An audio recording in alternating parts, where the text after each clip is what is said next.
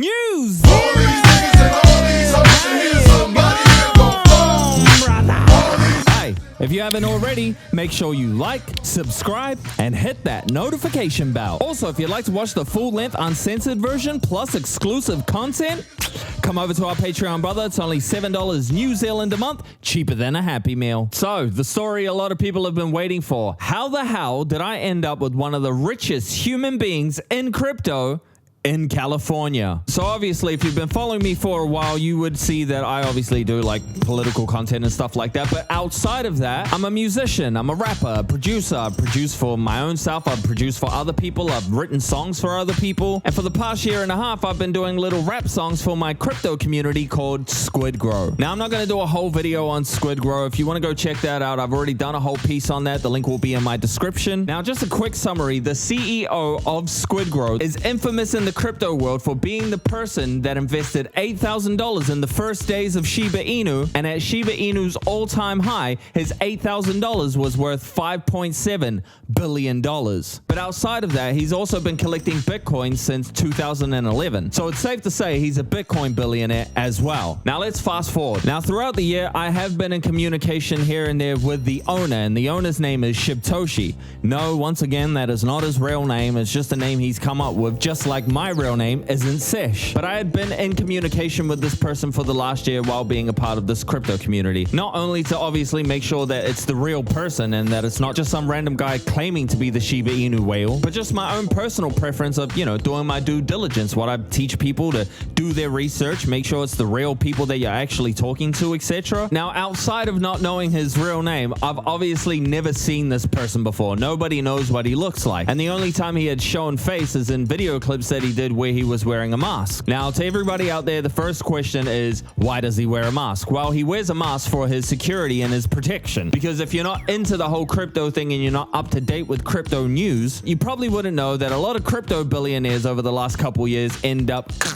dead. I don't know how, I don't know why, it's just an occurring thing. I think it's because maybe they don't want everybody else to be billionaires as well. But that's the most simplistic answer I can give you. It's for his protection, for security, etc, etc. I mean, nobody really wants to be walking around being known as, hey, you're the billionaire guy. Let me lure you into this hallway, chop your head off, use your head to open up your phone, and then take all your money. Cause yeah, shit gets serious like that. Now, how did I get invited to this trip? It's funny because I had actually spoken to Shib privately one-on-one like a few weeks prior to that call. And our call, which I can't disclose, was him telling me that there was a possible opportunity coming up that could benefit both of us. And so after that call, after being excited, I just kind of calmed down and just, you know, let the universe do what it does. And so like a few weeks went by, and obviously in my head, I was like, well, I guess it's not happening. And so in my mind, I was just like, oh yeah, well, it was a dope opportunity though, and I'm fucking very, very grateful that he even came to me with this opportunity. But fast forward 3 or 4 weeks later, he messages me and he's like, yo, brother, let's jump on a call. So in my mind, I went straight to, oh, what a nice guy. He's ringing me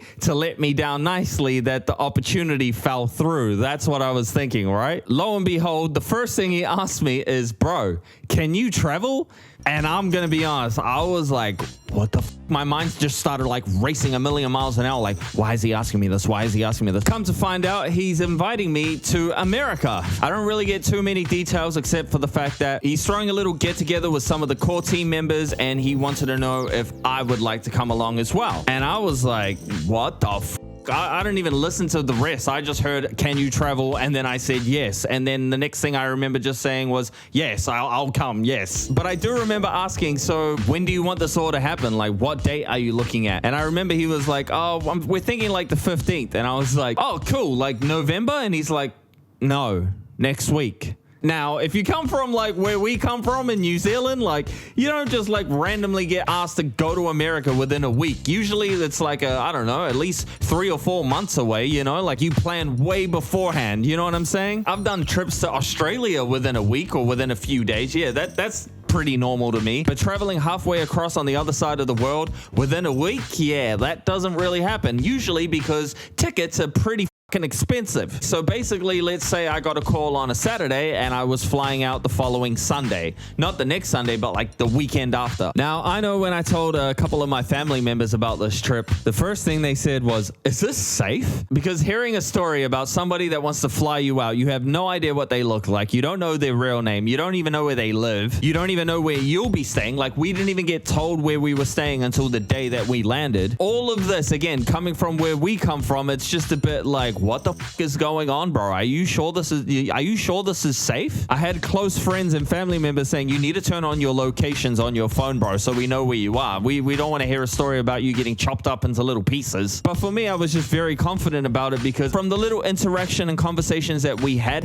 my intuition was telling me that this guy wasn't full of shit. And so I just had to kind of go off my own, intuition. And I feel like I've got a pretty good intuition when it comes to things. You know what I mean? I'm what they would say like a bullshit detector. I can tell when somebody's bullshitting me or when somebody's actually telling me a legit story. But I know my mum was, she was a mum and she was like, this doesn't sound good. But again, I just went with my gut feeling and I just said, fuck it. And to be honest, bro, like where I'm at in life, like I needed this, you know? Some of you watch me, that's cool. I'm building a Patreon, that's cool. So I'm kind of in this predicament of like, what do I have to lose? You know, I've got nothing to lose, only something to gain. And as scary as it sounded to a lot of people, like you don't know what he looks like, you don't know where you're going to be staying, and you're flying like 20 hours across the world to see this person. Yeah, it can come across as a very intimidating situation. But again, I felt like I got nothing going on in my life here, so fuck, I'm just going to take any opportunity that arises. On top of like, you know, I'm going there to meet this person I've never met. There was actually like a whole group of us. It was at least like, I think 11 or 13 people that were there at this little like gathering that I went to. And there were a few in the group that I already knew, you know, from like social media and stuff like that, like Bad Anthony or Squid Joe. There was even a UFC guy there. So it wasn't like I was just turning up just to meet Shib and that was it. But yeah, anyway, so basically like he paid for the flights, he paid for our cars, he wanted all of us to have a car each. He was supplying food, drinks, all the just normal shit like that. All we had to do was just buy the ticket prior and then he like reimbursed us. And again, intuition. It wasn't like, you know, I paid for the ticket and then I said, hey bro, I paid for the ticket. When do you want to send me the money? And then the person said, so bro, there's just like a little hiccup going on my side, but just give it like 24 to 48 hours and then your money should be. It wasn't like that. I told him I paid for it and guess what? Just like that, money was in my account. There was no around. There was no excuses. There was no, but maybe, just get here, bro, and then I'll take the money out in cash. No. It wasn't like that. Now, before I explain like what little things that we did, because I can't explain everything, we all signed like an NDA, which basically forbids us to tell you what Shib looks like in real life and any information related to Squid during the conversations and business meetings we had. Already for me, like being where I'm from, I was like, fuck, I don't need to sign this, bro. I'm not going to tell anyone. Nobody cares where I'm from, but I understand like for him and the world that he lives in, it's a pretty fucking big deal. You know what I'm saying? Like there are a lot of people out there that are just play, trying to be your friend, haha, and then next minute they're ripping you off and holding you ransom or holding you hostage for money, or else they're going to tell people where you live, where you stay, what you look like, etc. But yeah, for me, I'm just like, bro, I'm just thankful that you even brought the ticket. Like, I'm just happy to be here. Just like typical New Zealand. I'm like, I'm not going to tell anyone. I don't care. And if I'm being completely honest, even if we didn't sign that, I still wouldn't tell people. I just wouldn't do that based on like principles, you know, based on respect. But anyways, before I do get into like the little things that I can tell you about it, I'm going to fill you in on the drama that happened prior to me actually getting there. So this is how my flight was planned out. I was leaving from Auckland to Sydney, Sydney to LAX, and LAX to where I was going. So about an hour goes by and I'm looking at the time and I'm like, oh shit, okay, fuck, what's happening? Now the delay is happening because of maintenance problems, right? And for me in my head, I'm like, why didn't you guys like sort this out before we got here? That's me, right? I'm doing that in my head. I'm like rocking back and forth, like just hurry the fuck up so we can get there. Because outside of everything, I'm just excited. I never thought I would be able to go back to America after COVID, so I'm fucking pumped. Anyways, a couple hours goes by and then they cancel the flight. And the worst thing is they're not going to like put us on another flight that night. They're going to chuck us in a hotel. Remember, this is like 12 in the afternoon. So there's like heaps of time to like find another flight, but they don't do that. They put us in a hotel room and say, hey, your next flight will be 1 p.m. tomorrow. Already, I'm like, fuck, because like I knew that we only had like a limited amount of time while we were there. I was meant to be there for like 5 days all up. So anyways, the flight gets canceled. I call Shib and I'm like, dog, they've like fucking cancel this flight. Shib was like, bro, that shit, get the out of there, and told me to rebook for another flight that night. I don't know who else can do that, but this guy can do it. And then I end up catching another flight that night from Sydney to Honolulu, and then Honolulu to where I was going. Now again, this flight in Honolulu is delayed like at least like 30-35 minutes, right? But the problem is because I booked last minute, I'm literally in the last seat all the way at the back of the fucking flight. So I have to like wait for everybody to exit the plane before I can even step off the plane, and I have to go and grab the bag and recheck it in. My bag is like the last bag off the carousel. I grab a trolley and I just gun it, and like, bro, Hawaii is fucking hot. It is hot. I end up running through, you know, like the security place where they like check your little bag before you like, you know, go through and all that kind of shit. Yeah, I got my big bag. I'm running through and I'm just like, yo, and they're like, yo, what are you doing with the big bag? We can't do that. I'm just like bullshitting, right? I'm like, yeah, because they kind of did, but they didn't, but they did. But I was like, yeah, nah, the people downstairs just said, it, go, because I'm a priority. I've just landed. I'm trying to get my connecting flight, etc., etc. Next minute, I turn the corner and the lady doing the ticketing closes the door as I see humans walking in. And I go, yo, I'm here. And she goes, sorry, sir, the gates are closed. And I was like, but I'm here. She grabs my ticket off me, looks me in the eye, and tears up my ticket right in front of me and says, sorry, sir, this is non-valid now. So yeah, I end up having a fucking meltdown in the middle of this airport. I'm now stuck in Hawaii, and I'm just like, okay, cool. I just want to like come home now. At that point, I'm just like on the phone to my partner, like, yeah, I think I just want to come back to New Zealand now. Like, this is just already doing my head in. But fast forward, they end up putting me on another flight later that night. Now, am I not only not landing Sunday morning, I'm now landing Monday morning. And now I end up catching a new flight. And now this flight, instead of going straight to where I was meant to go, I now have to go to Seattle.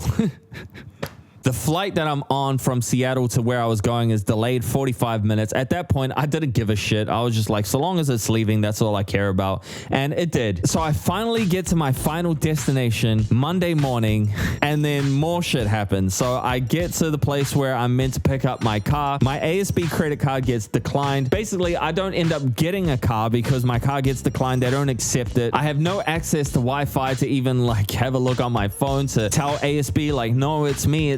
But luckily, one of the other boys that I already knew of and I'd never met prior, but the Squid Joe guy, he ended up landing around the same time and picking his car up. So he ends up just picking me up and we drive out to this place. We get to the house, right? We pull up to the house. Now, we were staying at his ranch, and his ranch, basically, it's like Michael Jackson's Neverland, right? We get there, these doors open. It's like Jurassic Park. I'm still in the same smelly, shitty, sweaty clothes that I had been in traveling for the last day and a half. But at that point, I was just like, we're here, bro. We pull up to the doorstep and I'm like looking through like the window a little bit. I can see like a group of people standing out like through this little peephole and shit, right? And I see this person and I'm like, bet money that person is Shib. Guess what? I was right. It ended up being Shibtoshi. He comes to the door. He greets Joe. I'm behind Joe, and I just end up giving him the biggest bear hug. He gives me a big bear hug. And all of the nerves and all of that shit, they just kind of like go away. It almost felt like I had met this person before. Like, obviously, I'd spoken to him and all that kind of stuff, but like when you meet somebody in person, it's a very different experience, right? You never know what's going to happen. But the feeling and the energy that I got off him was just like, oh shit, like we're finally here. This is finally real. This is so crazy. And then I end up going out the back and then meeting everybody else. Now, besides me being the only, like, I guess, foreigner to them, because they're all typically all Americans, right? It's me and his COO, who is from Brisbane. He's from Australia. So that was kind of cool, and it was my first time meeting Dub. So it was cool to have someone kind of close to home there as well. But yeah, as soon as I got there, it was like nothing but positive vibes. I spent like the first maybe like hour to an hour and a half just tripping out, really. I was just fucking buzzing out. Now, the first thing Shib does when we get there, like, he basically takes us on a little trip around his ranch. And to do this, we jump on his golf cart and basically he takes us for a drive and just shows us around everywhere. This man basically has like a basketball gym, a tennis court, a mini golf course, baseball field. There's like some massive real life looking pool table that's built into the floor, like in the ground. I don't know how to explain it. I don't even know what it's for, but it's there. I mean, bro, the running joke that I was saying the whole time I was there was the only thing this place is missing is like an amusement park and some animals, and then we would have been at Michael Jackson's house. And then that night we end up having a professional chef come and cook for us. And from what I remember, I could be wrong, I think this guy was saying like he had also cooked for like Donald Trump and other celebrities and shit like that. But it's basically like a 5-star restaurant service deal going on. And then the mains was like beef eye fillet steak, I think. I don't know, but it was a steak, and it was fucking beautiful. I felt like I could have probably ate like 3 of them because the portions were pretty small, but it was still delicious regardless. But yeah, once again, I can't go into too many details of what actually happened and what we did. I will say I got a lot of content shot while I was there. Like, to be honest, bro, I don't even know what the point was, like, us being there. He did say like it was a get together and all this kind of stuff, but it wasn't really like established of what we were actually doing until like maybe a few days before flying out. I realized, oh shit. But in my mind, I was like, dog, I'm way ahead of you. I don't even know what we were doing. Even if we weren't doing content, I was still gonna shoot content. Like, to be honest with you, my whole mission was just to show Shib like, hey bro, I got your back. I'm a hard worker. I work hard. I get shit done. I don't even know what the fuck I can do here, but whatever it is I'm allowed to do, I will do as much as I'm allowed. And I just want to show you, like, I'm here for this whole Squid growth thing, man. I'm already in it. I've already been doing, like, putting in like hours of work prior to like even being here or being invited out here. And for me, I'm just looking for any opportunity. I mean, doing podcasts and shit. If anybody here wants to offer me a show to like do a podcast here, I'm with it. But I'm going to continue to do music over here, because if an opportunity pops up with music, well then I'm going to go with that. I'm just trying to fucking do anything that I can to not be stuck in a 9-to-5 day job that's going to make me blow my fucking head off. So yeah, that's what I ended up doing. And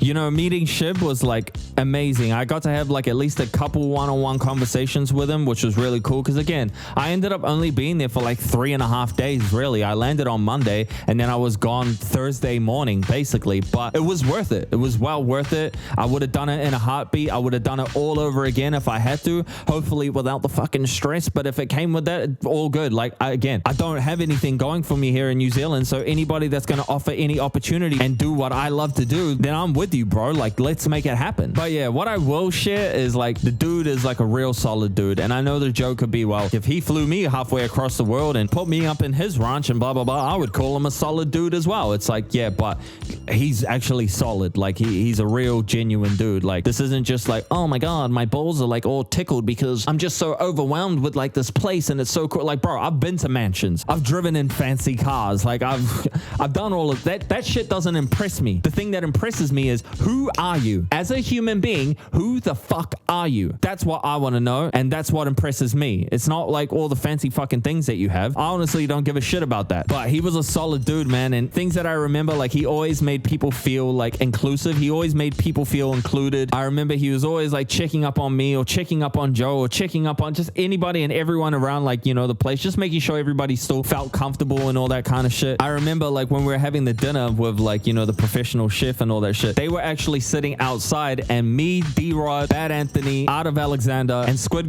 Joe were all sitting at our table inside because we couldn't actually fit on the table outside. And I remember Shib coming in briefly at some point, and he was like, I don't know what he said, but he was basically saying like, fuck, I feel bad, like we're all like apart. I feel like a lot. I feel like I'm missing out not being a part of this table as well. So yeah, it was always cool. It wasn't just like a guy that's like, yo man, I got like $1 billion, I flew you all out, now like bow down to me, bro, like look at what I'm doing for you. I never got that at all. And I've got that from people that have less than billions, actually less than millions. I know a lot of people that are like that, but this guy just wasn't that. It wasn't that experience. And again, it's not to come off like bias or, oh, you're just saying this. No. I'm a real motherfucker, bro. I'm telling you, bro, like he's good. But yeah, man, it was like a dope experience. I got to kick it with like some of these influencers that I've seen on TikTok and Twitter and shit like that for a while now. So I even got to spend time with Daniel Rodriguez, aka D-Rod, one of the homies from the UFC. The cool thing about D-Rod was he doesn't actually know this, but like to me, I was like, oh, it felt like one of the bros was there. You know what I mean? Because like obviously I'm not Latino, I'm not from the hood, I wasn't gang banging or anything like that. But coming from where I'm from and like just seeing how he was as a person while I was there, I was like, oh, this is kind of like having one of the bros here. That's what it felt like to me. But yeah, I ended up finding out that this guy like raps as well, and I ended up playing him like some of my West Coast beats and shit like that. So I don't know what's gonna happen there. Hopefully something happens. Shout out to D-Rod. But yeah, just shout out to everybody that was there, you know, Dane, R-Dub, Pug, CB, Squid Joe, Bad Anthony, Art of Alexander. Shout out to my man Mike S. Miller, Wendy O, Slum Doge. Bro, I got to like chill with Slum Doge for a bit. He's dope, man, like really into music. He was telling me like his whole hip-hop history and shit like that. It was fucking sick. And the little times that we did go out, I got to go to Walmart because I've actually been to America, but the last time I was in the States was like 2012, and you know. But yeah, I got to go to Walmart. If you've never been to Walmart, it's basically like Kmart, Farmers, and Countdown all in one store. That's basically what Walmart was. And while I was there, I had In-N-Out, and I tried it again, and this time I was like, oh, okay, it's still good. It's really good, but yeah, we have burgers here in Auckland that are pretty much the same, if not better. And even when I was in Houston, I went to this place called Steak and Shake. Mwah, delicious. It really reminded me of like a gourmet version of like a Wendy's burger from here. But yes, that was my little trip, man. I didn't really want to like touch on this part, but I posted a photo on my IG on the way, like when I was flying back. I actually posted that while I was flying back to New Zealand, but I posted a photo of me and Shib on my IG, and bro, the first thing that I got, man, was just like hate comments. It was just like really, really weird. And the weirdest thing to me was that the hater was a spiritual healer. I don't know any spiritual healers out there that just come with negativity, but I think that guy needs some spiritual healing. But I just remember like posting it and just getting all these trolls like, oh my God, look at his hands. See, I told you he's Illuminati. I told you he's a Freemason. Some of you out there are just nuts, bro. You're just nuts. People like myself telling people back home like, hey, look at who I'm with. Who else gets an opportunity to be with a billionaire? And instead of people going, yeah, that's awesome, bro, this is gonna be sick, instead we get people that are like, oh, look at this guy, he's about to sell out. Oh, look who has some money now. Oh, I knew it, he's an Illuminati guy. If I'm fucking Illuminati or a plant, don't you think I would be bigger than what I am right now? Yeah, fuckwit. I don't know if we're just fucking here or not, but that shit only triggers me because you're trying to discredit my hard work. That's why it affects me that way. It's not about like, oh, I've got to defend that I'm not Illuminati. I don't give a fuck if you guys think I'm Illuminati or not. I don't give a shit. But when you're telling people this, or you're writing it on comment sections, and now you got a lot of people believing you because I have no way to defend myself except for doing some shitty comment back, I get triggered because you're trying to tell people that I don't work my fucking ass off. Clearly I do. I'm the most consistent motherfucker on social media in New Zealand. It's like you want people to succeed in this country but not succeed that much. So if this motherfucker is willing to help me, some little poor cunt from New Zealand, let's do that. So forgive me if I'm gonna go with the crypto billionaire that doesn't want to show his face because he doesn't want to get fucking But anyways, I just had to say that. I feel a lot better now. But yeah, that was my experience in California, man. It was fucking dope. It was really fast. It honestly felt like I fell asleep, woke up in America, fell asleep, woke back up in New Zealand. That's how fast it went. But again, hopefully a lot of good things come out of that trip. I had a great time. No, there were no rituals or any fucking weird shit that went on. I didn't sign my soul away to be famous or anything like that. We were literally there for Squid Grow. That's what we were there for. I told Shib that if we ever get to do this trip again, to give me more than a week's notice so I can actually come up with like a lot more ideas and maybe like have the trip a bit longer than 4 days. But yeah, it was a great experience, man, and I would do it all over again in a heartbeat. I'm very honored and privileged to meet like everybody that I got to meet. Once again, if you don't know what Squid Grow is, check out the link in my description. I basically did a whole piece on it back in June. But I hope you enjoyed that little corridor conversation. That's what we call it here in New Zealand. Hey, if you'd like to watch the full-length uncensored version plus exclusive content, click the link in my description, brother. It'll take you on over to my Patreon, $7 New Zealand a month. Once again, make sure you like, subscribe, hit that notification bell, and I'll see you guys on the next one. Peace. I make the 4 hop, pull up at the spot, weed by the barrels in my G'd up apparel, stopping in